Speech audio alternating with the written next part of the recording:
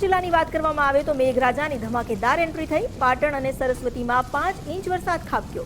ભારે વરસાદથી ગરનાળામાં વરસાદી પાણી ભરાઈ ગયા। ગરનાળામાં પાણી ભરાતા વાહન ચાલકોને હાલાકી થઈ છે। તંત્રની પ્રી મોન્સૂન કામગીરી સામે લોકો સવાલ ઉઠાવી રહ્યા છે। નીચાણવાળા અનેક વિસ્તારો પાણીમાં ગરકાવ થઈ ગયા છે। જે રીતે આ દ્રશ્યો જોવા મળી રહ્યા છે, તંત્રની પ્રી મોન્સૂન કામગીરી પર મોટા પ્રશ્નાર્થ લાગી ગયા છે।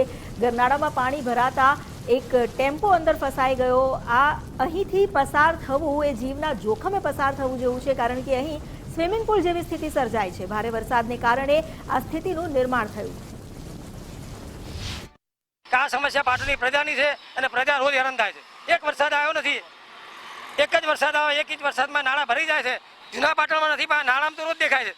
આ નાળામાં જ્યારે નીકળવું, વેપારી આવે કે આમ પ્રજા આવે ફરીને જવું પડે છે। પેટ્રોલના ધુમાડા થાય છે, બીજા કોઈ રસ્તા ચાલુ હોતા નથી, ટ્રાફિકની સમસ્યા થાય છે। પ્રી મોન્સૂન દેખાય છે ને યાર, આ ખાડા ભરે જ ના પ્રી મોન્સૂન પહેલા વરસાદે કર્યું હતું। સાહેબ, ભયંકર તકલીફો પડે છે।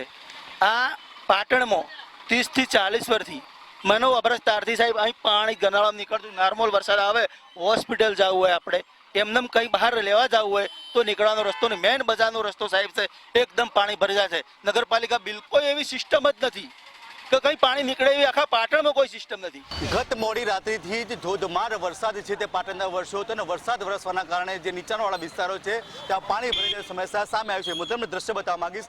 પાટણનું જે પ્રથમ રેલવે ગરનાળું છે, જે વર્ષો જૂની સમસ્યા છે કે જે પાટણના અંદર અવર જવર કરવાનો એક મુખ્ય માર્ગ કહી શકાય કે જે બાજુથી એક બાજુ કોર્ટ ને પીએમસી આવેલી છે તો બીજી તરફ છે તે જનતા અને સુપર જે કહી શકાય કે જે દવાખાના આવેલા છે, જે કહી શકાય કે જે પાટણથી આજુબાજુના જે ગામડાઓને લોકોને આવવા માટે મુખ્ય માર્ગ કહી શકાય। પરંતુ તમે જોઈ શકો છો કે કમર સુધીના પાણી જે ભરાઈ ચૂક્યા છે। લોકો તમે દેખી શકો છો કે જે નાળાની આજુબાજુમાંથી નીકળવાની કોશિશ કરી રહ્યા છે, પરંતુ જે અત્યારે જે સાધનો છે, તમને બીજા પણ દ્રશ્ય બતાવવા માંગે કે એક બાઇક સવાર તમે જોઈ શકો છો કેટલા પાણીના અંદર ઉતર્યો છે, પોતે કેટલો સાહસ કે નીકળ્યું છે, તેમને બાઇક પણ તેના અંદર ફસાઈ ચૂક્યું છે। મહત્વની બાબત એ છે કે નગરપાલિકા પ્રી મોન્સૂનની કામગીરીની વાતો તો કરતી હોય છે, પરંતુ ક્યાંક ને ક્યાંક કાગળ પર હોય તેવા દ્રશ્યો સામે આવતા હોય છે।